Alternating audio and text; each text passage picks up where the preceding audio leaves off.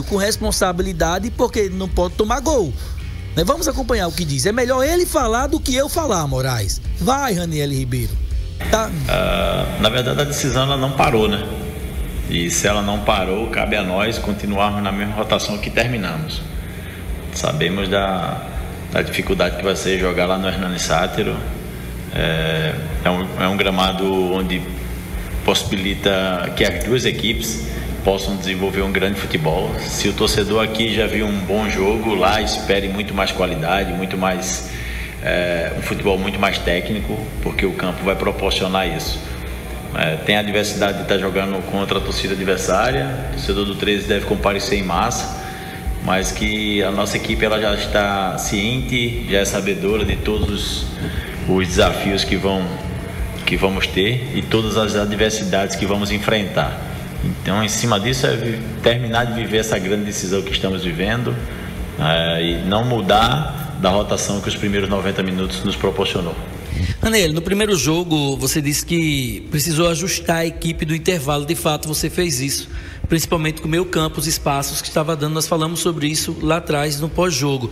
Para esse jogo agora de domingo, a decisão de fato, os outros 90 minutos, o que pensa você em relação a isso?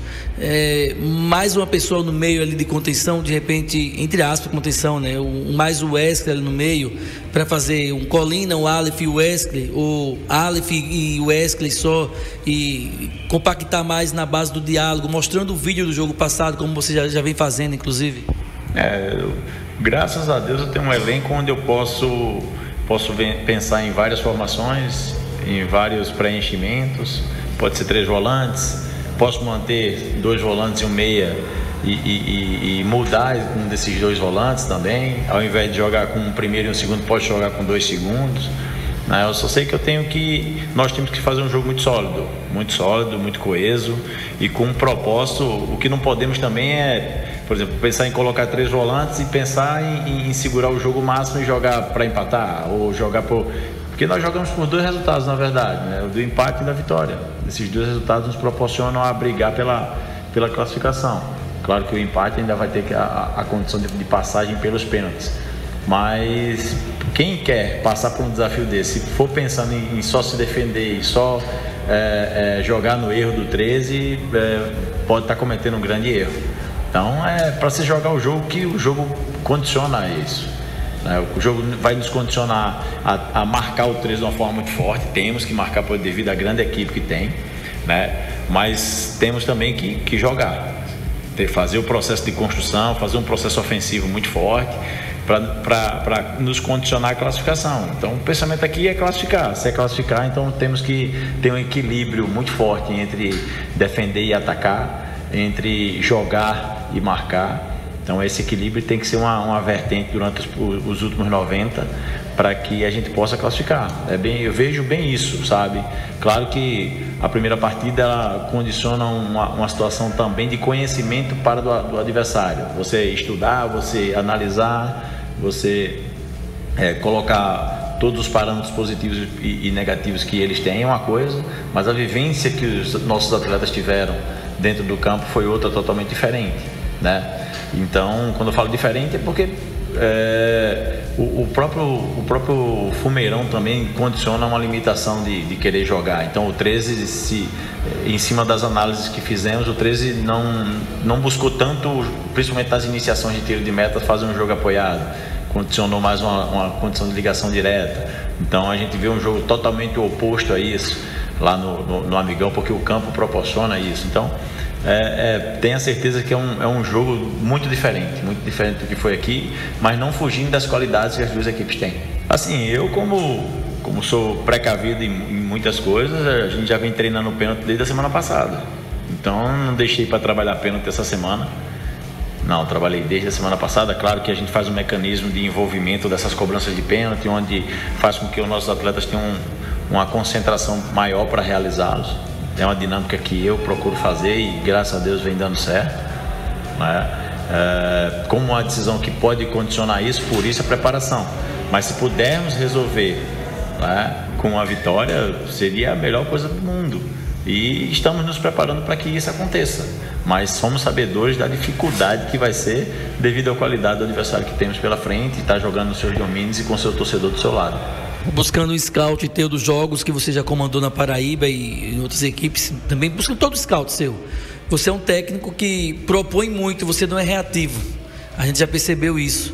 Baseado nisso que você fala que tem trabalhado e para de repente definir nos 90 minutos, pela característica do teu time, evidentemente pela equipe do 13 também tem essa característica que vai sair para o jogo também. Essa é uma pergunta. E uma segunda pergunta, desses treinamentos que você vem fazendo de pênaltis, o aproveitamento tem sido satisfatório dentro daquilo que você espera ou ainda precisa melhorar um pouco mais?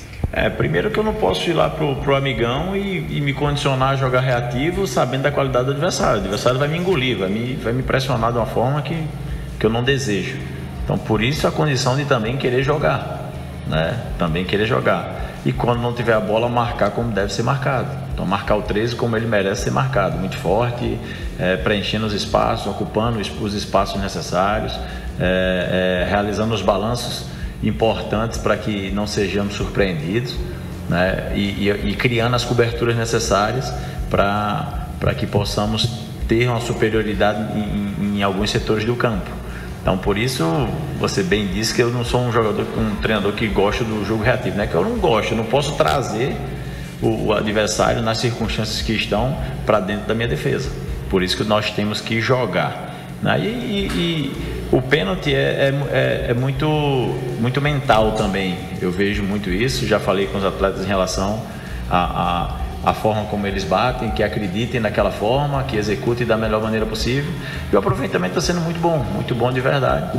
E esperamos não passarmos por isso, mas se tiver que passarmos, preparados estamos. O que fez o Asa chegar onde nós chegamos até agora foi o elenco, foi o plantel. Eu tenho essa consciência, né? E falo isso com toda a convicção. Então a gente tem a volta do Feijão, que é um cara importante também, é um cara que nos possibilita a fazer uma mexida ou antes ou durante o jogo muito importante, devido à qualidade que o mesmo tem. E graças a Deus estamos com todos à disposição. Até o próprio Bruno Menezes, que estava machucado há muito tempo, já foi entregue à nossa realidade, saiu da transição, hoje está treinando junto com a gente, treinando até muito bem, com uma volta muito importante e que mostra a força do elenco que nós temos. Então, nós, graças a Deus, temos todo mundo à disposição e cabe a nós encontrarmos e colocarmos aqueles que vão iniciar o jogo, né, da melhor maneira possível e sendo sabedor que eu tenho 5 modificações, que essas 5 modificações podem e vão definir o jogo para nós, se Deus quiser. Para finalizar a minha parte, no jogo passado o Grafite não foi tão bem quanto os jogos anteriores. Isso também tem muito da questão do ritmo, né? Ficou uma semana praticamente sem treinar, entrega do departamento médico. Mas te impõe uma dúvida essa questão do Grafite não ter ido tão bem na primeira partida, para que você de repente pense até em fazer uma possível mudança naquele setor dele? O Grafite e o próprio Kellington, né? Assim como nós analisamos os adversários nos analisam. Então, vem muito do fato de que os dois poderiam ter rendido muito mais do que possam render, mas eu também não posso descredenciar a análise do adversário e anulá-los, né? Então, foi uma marcação muito forte, muito efetiva, porque são sabedores que são 2 atletas que fazem uma diferença muito grande no nosso jogo. Então, vejo muito por esse lado, criar uma situação, né, de posicionamento, hora ou outra uma amplitude maior, ou então vem para dentro para virar um meia, para surpreender por dentro. Acho que está muito em cima desses 2 movimentos, para que os 2 possam render um pouco mais, render aquilo que a gente espera deles, e principalmente num momento decisivo como esse. Bom, para finalizar de verdade agora, é um jogo onde você de repente analisa, Raniel, como um jogo de estratégia técnica e tática. Tem que estar focado o tempo todo, como se fosse um jogo de xadrez, né? Que você perde todas as peças, você não perdendo o rei, você está no jogo ainda. Agora, se você perde o rei, já era. É basicamente isso, fazendo essa analogia?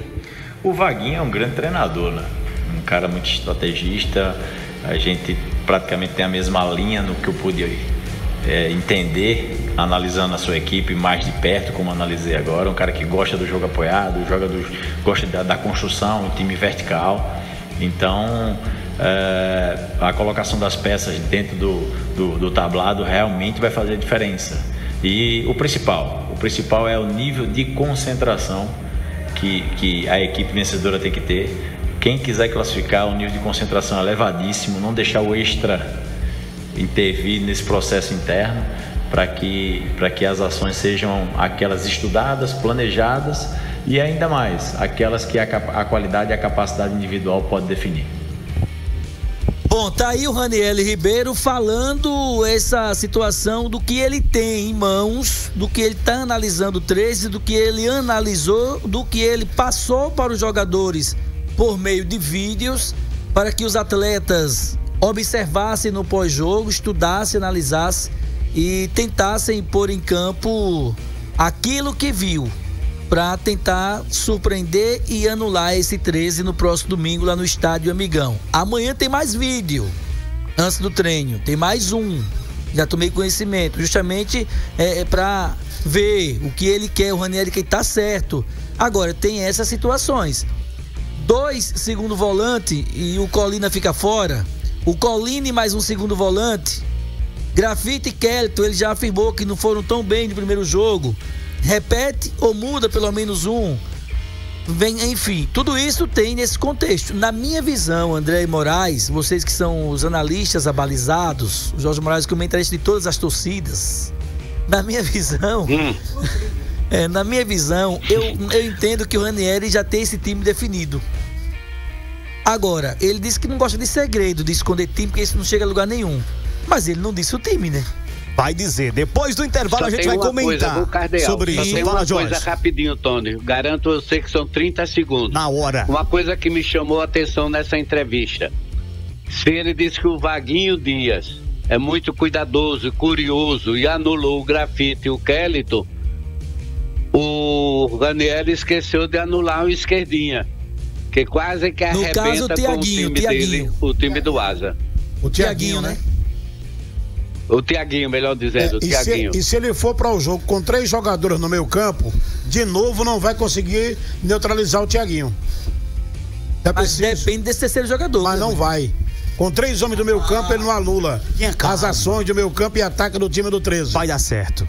Se ele entrar com 3 jogadores no meio campo, anote o que eu estou dizendo aqui, com 2 volantes, é um risco, enorme que o Asa vai correr se jogar aberto lá com 3 atacantes, 3 jogadores de meia. Anote o que eu estou dizendo aqui. Já anotei, viu, Clevânia? É enorme. Diga ele, André. E você vai estar comigo lá. Vamos estar lá e tomara que ele não entre com 3 homens no meio. Tomara que ele deixe de ser teimoso e coloque o meio campo com 4 jogadores. Regula essa ponta de safena. Não tá regulado. Seu coração. Não tem coração aqui desregulado, não. Calma, relaxa. Eu tô dizendo, é o jogo da vida do Asa. O jogo de domingo é o jogo da vida do Asa, da permanência do Asa na Série D do Campeonato Brasileiro.